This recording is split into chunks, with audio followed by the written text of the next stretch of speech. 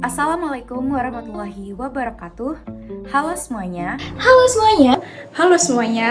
Halo semuanya. Halo semuanya. Perkenalkan, Kami dari kelompok 6 Mata kuliah Creative Writing Kelas 2025C. kami akan membahas mengenai perbedaan dan persamaan puisi, prosa, Dan drama. dalam konteks penulisan kreatif dan juga hakikat karya sastra. Sebelum kami mulai, perkenalkan saya Nisa Ulkamilah dengan 3 NIM belakang 083. Perkenalkan, saya Alia Zahra Khairunisa dengan 3 NIM belakang 056. perkenalkan saya Anggun Lilian Anggrahini dengan 3 NIM belakang 040. Perkenalkan, saya Alosya Fania Putri dengan 3 NIM belakang 060. Perkenalkan, nama saya Auliana Roziah dengan 3 NIM belakang 059. Oke, yang pertama kita mulai dari gambaran umum tentang penulisan kreatif. Penulisan kreatif merupakan kegiatan menulis yang melibatkan antara kreativitas dan imajinasi dari seorang penulis, di mana melalui penulisan ini, seorang penulis itu bisa menuangkan antara ide, pikiran, bahkan pengalaman hidupnya sehari-hari dalam bentuk tulisan yang lebih ekspresif. Nah, melalui tulisan ini, lahirlah berbagai karya sastra seperti puisi, teks drama, maupun prosa. Nah, dari sinilah ini menjadi salah satu media dari seorang penulis untuk mengekspresikan cara mereka berpikir dan perasaan mereka. Definisi puisi menurut William Charles Williams. Menurut beliau, puisi adalah sebuah mesin kata-kata. Tapi mungkin agak terdengar sedikit aneh ya, kenapa mesin? Karena mesin itu ibaratnya mengubah bahan mentah menjadi sesuatu yang lebih bernilai. Begitupun juga dengan puisi. Puisi itu mengubah bahan mentah yaitu pengalaman hidup kita sehari-hari seperti ketika kita melihat hujan atau ketika kita merasakan jatuh cinta. Nah, itu semua akan diolah melalui bentuk, rupa, dan juga bunyi.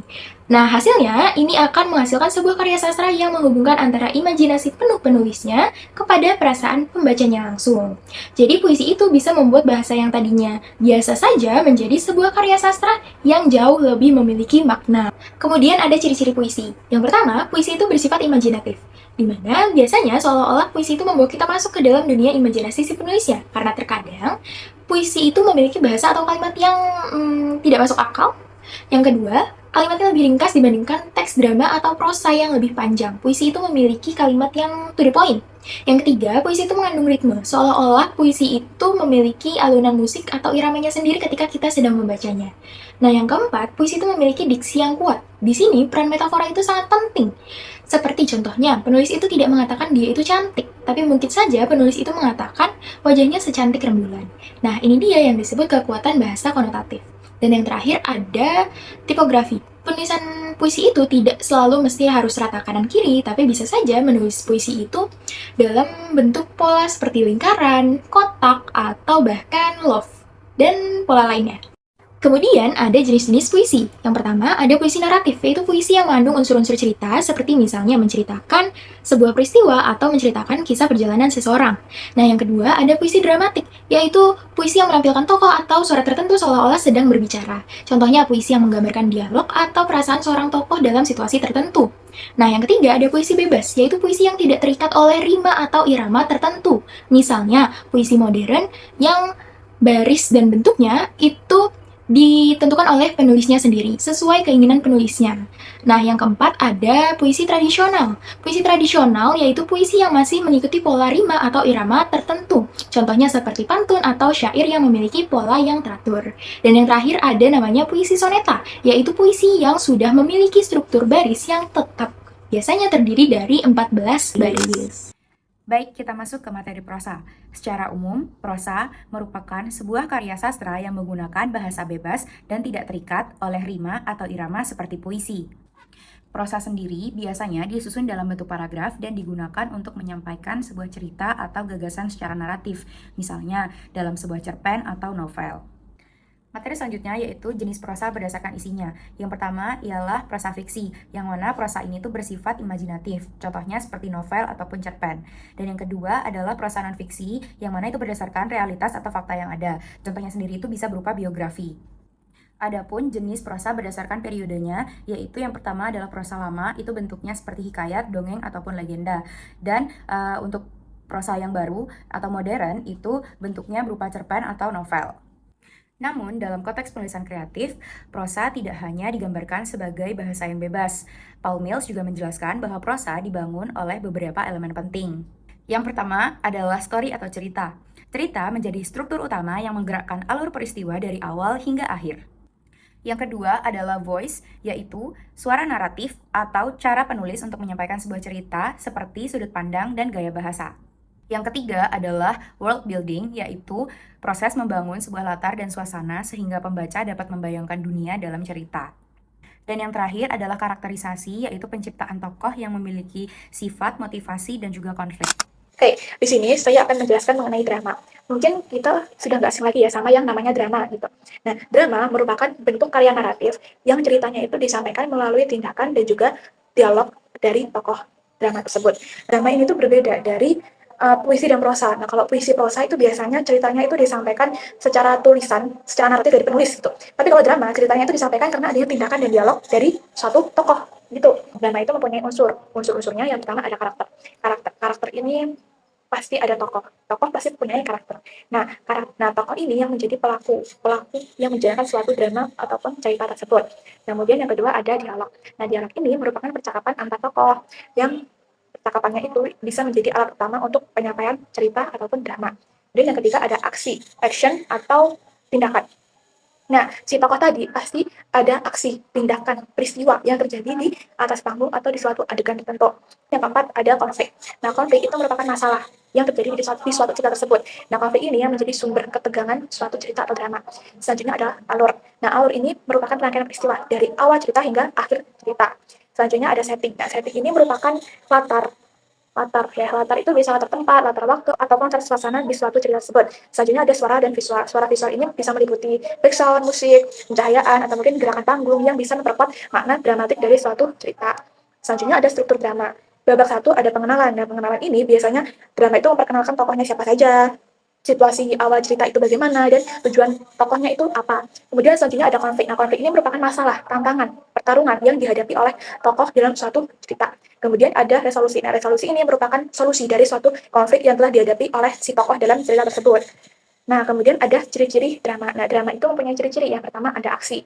Drama itu pasti aksi ataupun tindakan, ya, bukan hanya narasi cerita saja. Kemudian yang kedua, dialog menggerakkan cerita. Kenapa dialog menggerakkan cerita? Karena dialog itu merupakan percakapan antar tokoh. Dan percakapan antar tokoh itu bisa menggerakkan suatu cerita. Kemudian yang ketiga, semua unsur dalam drama itu bersifat pertunjukan yang disaksikan oleh para penonton ataupun audiens. Studi kasus film Ada Apa Dengan Cinta. Yang pertama, unsur puisi atau estetika bahasa. Jadi dalam film Ada Apa Dengan Cinta ini, Rangga berperan sebagai penyair. Puisi sebagai media komunikasi, perasaan, dan alat naratif yang penting. Bahasa yang digunakan dalam film Ada Apa Dengan Cinta ini bahasa yang metaforis dan juga puitis. Yang kedua, unsur prosa atau naratif. Alur cerita film Ada Apa Dengan Cinta ini adalah alur linear. Latar yang digunakan dalam film ini yaitu latar yang realistis seperti sekolah. Penggambaran karakter dalam film Ada Apa Dengan Cinta yaitu Rangga dan Cinta. Tema film Ada Apa Dengan Cinta ini tentang cinta, tentang remaja, persahabatan, dan juga jati diri. Struktur film Ada Apa Dengan Cinta ini seperti novel atau cerpen visual. Yang ketiga, unsur drama, konflik, dan emosi. Yang pertama, terdapat konflik batin antara cinta dan sahabatnya. Yang kedua, terdapat konflik sosial dan keluarga Rangga. Dan juga dalam film Ada Apa Dengan Cinta ini, dialog dan ekspresi yang dramatis. Yang keempat, keterkaitan setiap unsur. Yang pertama, prosa membangun alur dan karakter. Yang kedua, drama menghidupkan konflik dan emosi. Dan yang ketiga, puisi memperdalam makna dan suasana. Ketiga unsur tersebut itu saling melengkapi dalam film Ada Apa Dengan Cinta. Baik, selanjutnya saya akan menjelaskan mengenai analisis perbedaan antara puisi, prosa, dan juga drama. Kita mulai dari yang pertama, yaitu puisi. Puisi biasanya menggunakan bahasa yang indah dan juga penuh kiasan. Artinya, kata-kata yang dipakai sering tidak langsung tetapi menggunakan perumpamaan agar terdengar lebih puitis dan juga menyentuh. Contohnya nih, kayak kalimat senja memeluk langit dengan warna jingga. yang sebenarnya itu mengartikan bahwa suasananya di sore hari, namun pada bahasa kiasan. Selanjutnya ada puisi juga bersifat simbolik dan juga reflektif. Banyak kata dan juga puisi ini memiliki makna tersembunyi, sehingga pembaca diajak untuk berpikir dan juga merenungkan pesan yang ada di dalamnya. Misalnya ada kata hujan dalam puisi kadang digunakan untuk melambangkan kesedihan atau perasaan yang galau gitu. Selanjutnya ada puisi ini juga sering digunakan untuk menyampaikan perasaan yang sangat mendalam seperti rasa cinta, rindu, atau kesedihan. Walaupun tulisannya ini biasanya singkat, tetapi makna yang disampaikannya ini bisa sangat mendalam gitu dan juga menyentuh pembaca. Selanjutnya kita masuk ke prosa. Berbeda dengan puisi, prosa biasanya memiliki alur cerita yang runtut, mulai dari awal, tengah, dan juga akhir. Nah, sampai penyelesaian cerita. Contohnya nih, bisa kita lihat dalam cerpen ataupun novel yang memiliki jalan cerita yang jelas. Lalu, dalam prosa juga terdapat unsur-unsur cerita, seperti tokoh, latar tempat, dan juga waktu, alur cerita, serta tema gitu. Misalnya sebuah cerpen tentang kehidupan mahasiswa di sekolah dengan tokoh utama seorang pelajar yang menghadapi konflik dengan temannya gitu. Lalu, karena disusun secara runtut, prosa biasanya itu lebih logis dan juga mudah dipahami oleh pembaca. Oleh karena itu, prosa sering digunakan sebagai bentuk dasar dalam karya sastra seperti cerpen dan juga novel. Selanjutnya adalah drama. Nah, dalam drama, ini tuh lebih menekankan pada konflik dan juga emosi tokoh. Ini tuh membuat cerita menjadi lebih menarik untuk ditonton gitu. Misalnya konflik antara dua tokoh yang memiliki pendapat yang berbeda begitu. Lalu dalam drama juga terdapat konflik internal dan konflik eksternal. Nah, kalau konflik internal ini tuh terjadi dalam diri tokoh. Misalnya nih ketika tokoh merasa bingung akan kehidupannya atau akan keputusannya. Nah, sedangkan kalau konflik eksternal itu tuh terjadi antara tokoh dengan tokoh yang lain atau dengan lingkungannya begitu.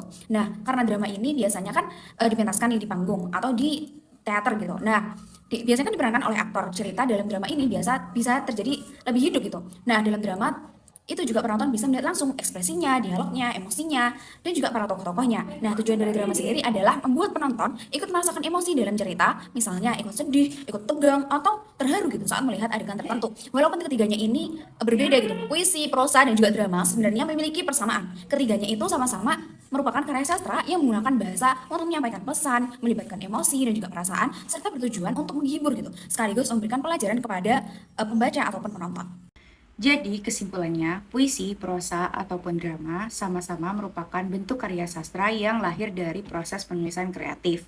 Puisi menekankan pada kepadatan dan keindahan bahasa, prosa berfokus pada pengembangan cerita dan karakter, sedangkan drama menghadirkan konflik melalui dialog dan juga aksi. Meski berbeda teknik, ketiganya sama-sama menjadi sarana ekspresi imajinatif dan penciptaan makna.